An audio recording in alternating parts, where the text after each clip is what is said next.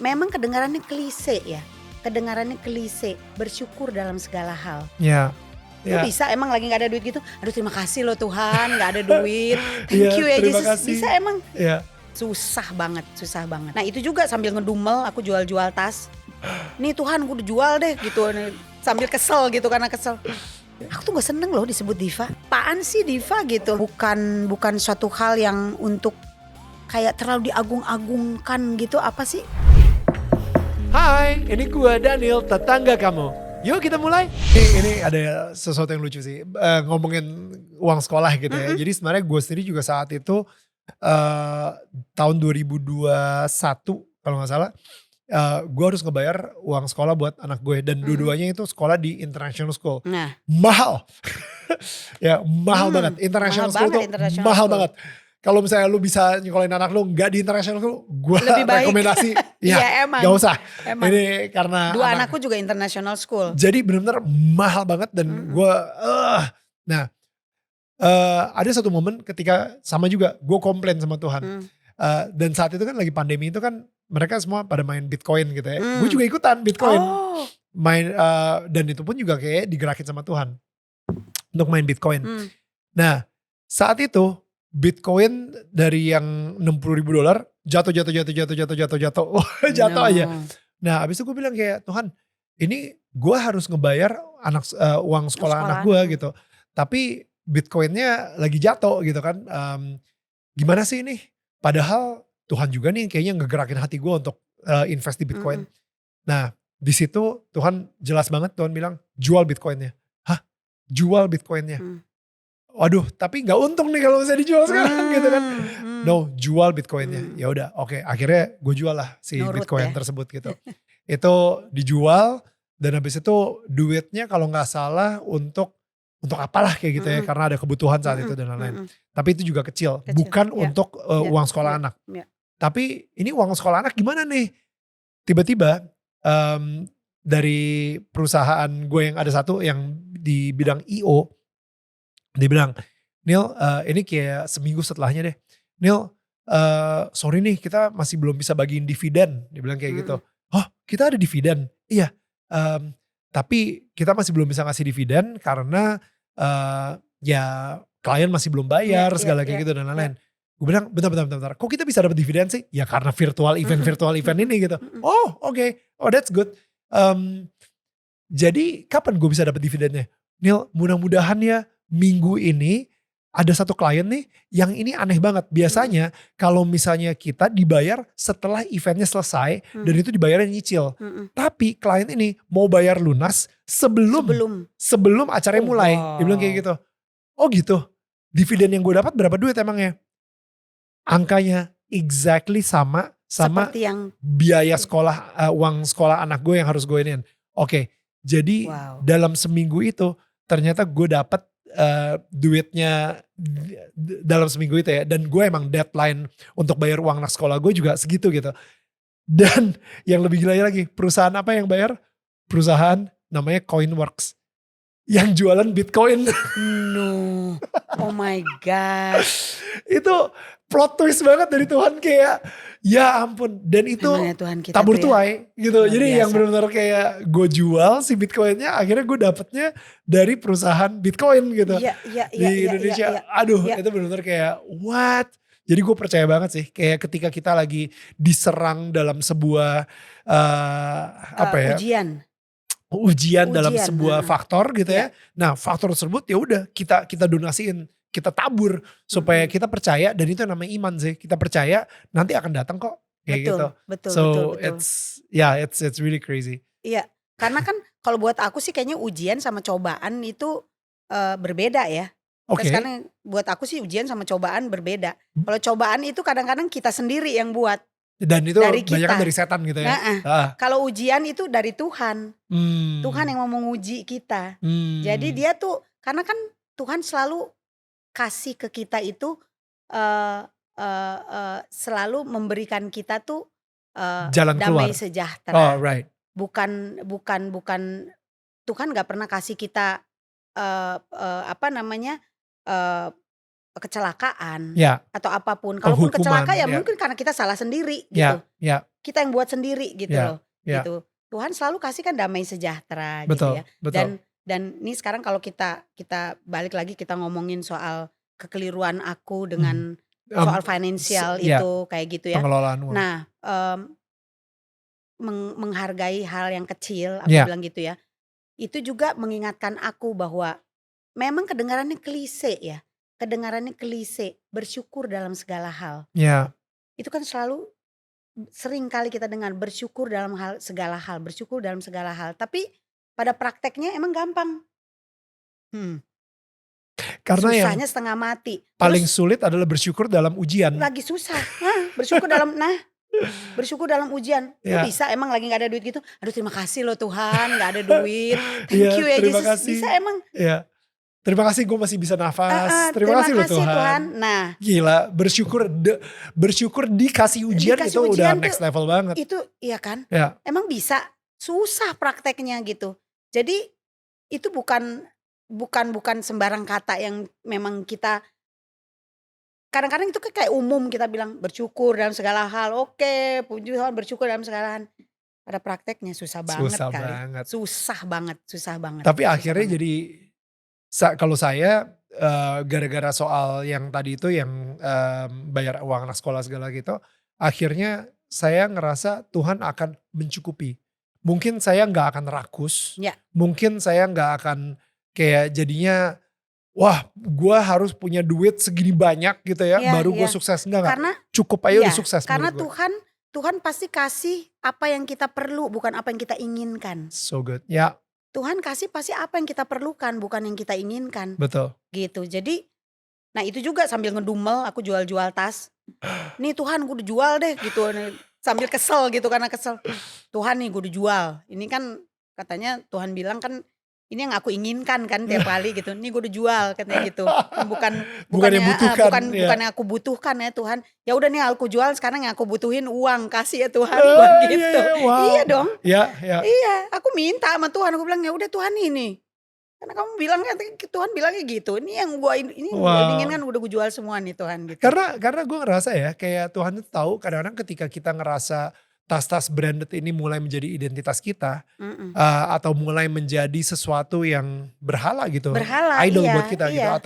atau tas ini kayaknya ya bukan kita, ini kan sesuatu yang kita inginkan. Betul. Tapi kadang-kadang di otak kita udah mulai ke arah ini kita butuhkan untuk Untuk identitas kita, identitas, untuk pencitraan, untuk ini segala butuhin.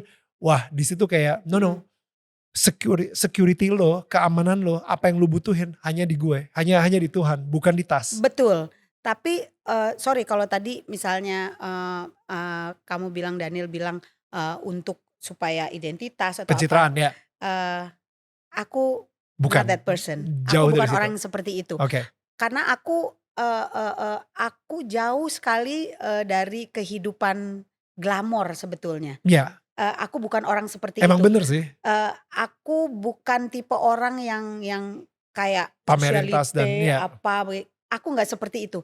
Aku beli itu cuma buat kepuasan diri, menghadiahi diriku sendiri bahwa nih gue mampu nih, udah bisa. Ternyata gue udah bisa nih beli ini. Buat nyenengin diri sendiri aja gitu. Kira-kira berarti kenapa Tuhan suruh menjual si tas-tas tersebut? Mungkin karena Tuhan sudah melihat aku mungkin udah mulai membeli yang bukan dibutuhkan. Oke. Tapi yang diinginkan, kedagingan aku udah lebih gede gitu. Oke. Jadi ya Tuhan suruh jual gitu. Ya. Kan kayak di Alkitab ada mana nih, lu mau ikut gue ya, lu jual dulu tuh, ada orang kaya kan yang di Alkitab Jual dulu, cerita, kasih ke orang miskin, kasih orang miskin baru ikut gue. gue. Ya. Waduh nggak bisa Tuhan, itu gue banyak kan adanya gitu. Nah mungkin itu juga yang sebenarnya Tuhan mau bilang ke aku gitu, bahwa nih kamu nih sekarang udah mulai yang lu inginin nih. Ya. Bukan yang lu butuhin gitu. Ya. Diingetin sama Tuhan jadinya gitu. Ya, gue ngerti sih Mama Ute, karena emang orang ngelihat lu sebagai diva, sebagai root sana ya, bukan dari berapa banyak tas yang lu milikin juga, benar, atau iya berapa brand tas lu itu seperti apa dan lain-lain. Karena karya kan karena pastinya. karya gitu. Karena apa yang udah saya buat gitu, bukan karena siapa saya gitu kan. Tapi banyak ya orang itu yang benar-benar masih Ya. masih melihat orang dari sisi itu gitu loh. Hmm. Dari siapanya dia gitu. Dan Bukan mau karena dilihat. mau dilihat. Bukan karena apa yang sudah dia buat gitu. Oke. Mama Ute sendiri kalau gitu, kalau misalnya saya boleh nanya dong, identitasnya apa? Kalau misalnya bukan melalui tas, apakah diva sendiri gimana? Is it Sebenarnya heavy? kalau ngomong diva ya nih Ya. jadi ini. Aku tuh gak seneng loh disebut diva. Kayak gak ada yang seneng. Aku Titi DJ pun gak juga kan. suka aku disebut-sebut diva. Apaan sih diva gitu. Pas lagi di Indonesian Idol, gue ngomong sama, inilah dia diva kita. Nil, udah cukup. Gak usah ngomong diva. Aku tuh males banget loh dipanggil diva tuh, nggak suka aku dipanggil diva gitu karena why? Tiap orang aku rasa semua juga setiap apa ya, setiap artis, setiap ini ngomongin soal penyanyi ya. It's a diva in their own ini. Aku selalu ngomong diva tuh kayak terlalu di apa ya, kayak terlalu kayak ratu, kayak seorang kayak ratu. terlalu goddess gitu, kayak Ya. gitu, kayak terlalu ditinggi-tinggikan dan ditinggi-tinggikan disembah. karena menurut aku enggak, karena aku sadar semua yang kalau aku sih ya. Sure. Karena aku sadar gitu, entah pengertian orang lain ya gitu tentang nama diva ini. Karena buat aku sadar apa yang aku dapetin sekarang ini, suara ini kan dari Tuhan. Jadi bukan harus sesuatu untuk yang apa itu, karena semua juga karena usaha. Karena usaha, karena kerja keras kita bisa mencapai ke titik ini gitu. Jadi bukan suatu hal yang untuk kayak terlalu diagung-agungkan gitu, apa sih? Ya, Aku orang Indonesia kan suka tuh jabatan, ada profesor apa. Ini kan ya. Diva Ruth Sahanaya. Males banget. Enggak atau lah. Ruth Sahanaya, DIVA. Males banget, enggak lah gitu. Ya. Enggak lah. So kita semua diva-divanya Tuhan. Wow, there you go. Yes. Iya kan? Karena kita semua anak-anaknya Tuhan, ya, diva-divanya Tuhan. Iya. Wow. Nggak ada pengecualian. Ruth Sahanaya sendiri jadi apa? Kalau misalnya, tadi balik ke tujuan atau purpose tadi itu ya. Like, who's your identity? Karya lah. Identitas aku ya. Dari karya-karya. Mama Ute. Dari apa ya? Identitas aku ya kehidupan aku. Apa dari karya-karya Mama Ute yang pengen dikomunikasikan sebagai this is Ruth Sahanaya? Bersahaja kali ya. Bersahaja. I like that. Bersahaja. Oh, I like that. Oh. Sederhana itu aja. I like that. Bersahaja. Arti kata bersahaja itu apa ya? Sederhana. Ya. Apa adanya. Ya. I like that. Gue ngeliat sebuah video konsernya Bung Glenn. Ini kan pas kita lagi research. I think Glenn Fredly itu is a worshipper. Kalau menurut gue. He's a worshipper. Ya. Karena apa? Di konser terakhirnya dia nyanyi lagu kisah romantis yang ngomongin cincin ini sayang gitu kan. Dia sambil ngeliat ke atas. Dia nyanyi lagu Kasih Putih, dia sambil ngeliat ke atas. Ya. You're My Everything, dia sambil ngeliat ke atas. Ya. Itu di konser terakhirnya dia, ketika dia emang udah sakit-sakitan kondisinya, tapi dia terus ngeliat ke atas. Jadi setiap kali dia selesai konser pun dia ngeliat ke atas. Jadi sepertinya ketika dia di atas panggung, dia juga sedang menyembah Tuhan. Betul. Dan ya kan? Nil, sekalian aku jadi keinget juga. Selalu yang jadi doa aku adalah ketika aku selalu berdoa minta sama Tuhan. Tuhan Yesus tolong aku mau jadikan tempat di mana aku berdiri, di mana aku berada itu menjadi mezbahmu. Karena apa? Karena kalau kita lihat mezbah, ini yang selalu jadi doa aku juga ketika aku mau nyanyi atau aku mau pergi kemanapun, even mau kesini pun, duduk di sini pun, aku selalu berdoanya gitu. Tolong Tuhan, karena aku dapat message ini, terima ini ketika aku dengar khotbahnya Bung Kris Manusama. Berapa tahun yang lalu. Dan Ya. itu dijadikan pedoman buat aku terus ketika aku mau berdiri nyanyi dimanapun, di tempat manapun aku berada, aku bilang Tuhan tolong agar apa namanya ketika aku berdiri dimanapun aku berada itu Wow. jadi mesbahmu. Mesbah itu kan kalau kita berada di mesbah kita pasti merunduk.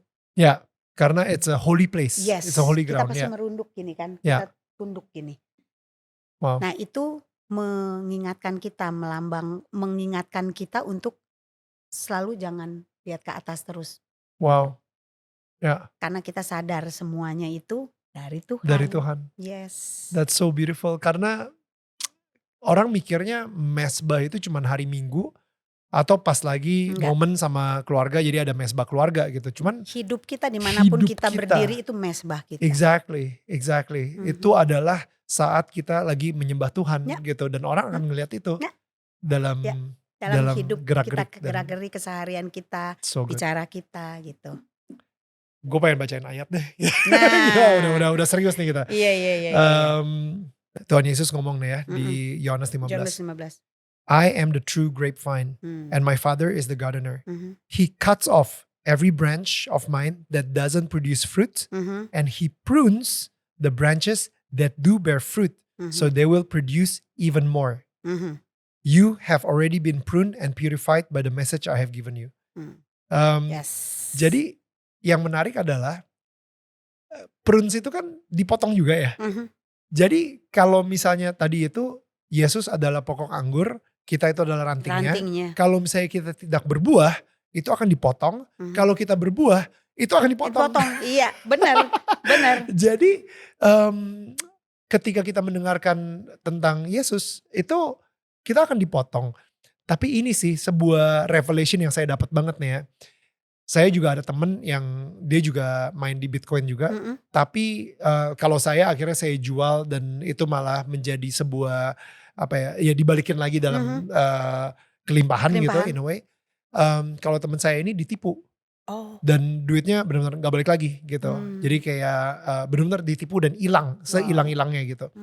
Nah, dan itu dia benar-benar pahit banget, depresi dan pokoknya kesel banget deh. Nah, itu Tuhan tuh kayak lagi ngingetin saya, ketika ada orang yang hidupnya tidak berbuah dan rantingnya di pohon, kemungkinan besar rantingnya itu akan dibakar. Dan muncullah asap, bau pahit, bau tidak nikmat, segala kayak gitu. Tapi ketika seorang itu berbuah dan rantingnya dipotong juga, rantingnya itu kemungkinan besar akan dicangkok. Betul. Ke pohon yang mungkin buahnya, dia berbuah juga, tapi kurang berbuah. Akhirnya dicangkok. Sehingga itu akan menumbuhkan buah yang lebih banyak lagi. Ya. Nah ini jujur nih, ini baru mungkin 3 minggu yang lalu. Saya dengerin dari Tuhan. Lagi diajarin banget nih sama Tuhan soal ini. Soalnya saya lagi ada di pruning season juga. Lagi di pruning juga gitu. Lagi di cut. Untuk apa? Supaya bisa lebih berbuah lagi di season berikutnya. Kayak gitu. Jadi makanya jadi ketika tadi Mama Ute bilang ngejual tas. Itu saya ngerasa Mama Ute juga lagi di pruning season. Lagi di pruning season. Betul. Gitu. Betul. Kita gak melakukan kesalahan apa-apa. Kita berbuah. Kita tetap kita bersaksi, kita memuliakan Tuhan. Orang-orang di sekitar kita juga berbuah. Merasakan buah kita manis dan lain-lain. Tapi kenapa gue dipotong? Itu bukan karena Tuhan tidak sayang sama kita, tapi justru Tuhan karena sayang dan bangga banget sama kita. Betul. Karena dia tahu ketika kita dipotong itu akan menyehatkan dan akan membuat kita lebih berbuah lagi di kedepannya. Exactly. You know? Ya. Tapi ketika itu kan pas saat itunya enak. Emang kita gini, bisa emang Tuhan, aduh makasih loh Tuhan, thank you Jesus, thank udah you, dipotong. udah dipotong. Kan susah. Makanya itu kata-kata itu tuh bukan kata-kata sembarangan aja kita ngomong. Betul. Orang kan sekarang kan udah bersyukur dalam segala hal, bersyukur. Ya. Itu hal yang paling berat sebenarnya, hal yang paling berat yang harusnya. Terus kita misalnya di apa ya, boleh dibilang ditusuk dari belakang sama temen misalnya apa kayak gitu. Itu saya juga baru pelajarin. Mau terima kasih. Ya. Itu aku kejadian dengan beberapa kali ada sempat kejadian itu dengan ditusuk dari belakang. Pekerja aku ditusuk dari belakang gitu. Ya. Terus kita mau Ya. terima kasih, yang ada kita kesel kan, Ya. sebel sama orang itu. Oh lo lihat loh, Ya. kadang-kadang lo lihat lo nanti lo ya gitu Ya. ya. Kadang-kadang kita jadi ngedoain yang gak bagus kan malah, karena kesel gitu kan Betul. Nil, gitu ya. Nah itu makanya kata-kata itu tuh sebenarnya penuh penuh kuasa yang luar biasa kalau kita sebutin. Betul. Jadi bukan hanya ngomong biasa aja bersyukur dalam segala bersyukur, enggak. Semenjak kejadian beberapa kali aku kayak ditusuk dari belakang sama temenku sendiri, sama sahabatku sendiri, itu yang menjadi titik balik aku sehingga aku oke, sekarang aku lebih berani untuk enggak. Wow. Sakit hati yang kayak udah luka banget kan gitu. Akhirnya kan dendam, jadinya bawaannya dendam. Kesel, dendam sama orang itu. Aku jadi kayak sakit-sakitan gitu loh. Wow. Mengampuni, gila. Gue gak pernah jahat sama dia, gue gak pernah ini, gue gak pernah itu sama dia. Terus gue suruh ngampunin. No Tuhan, thank you. Itu yang akhirnya gue berpikir bahwa sialan iblis lu menang lu ya. Ini yang lu mau dari gue kan lo.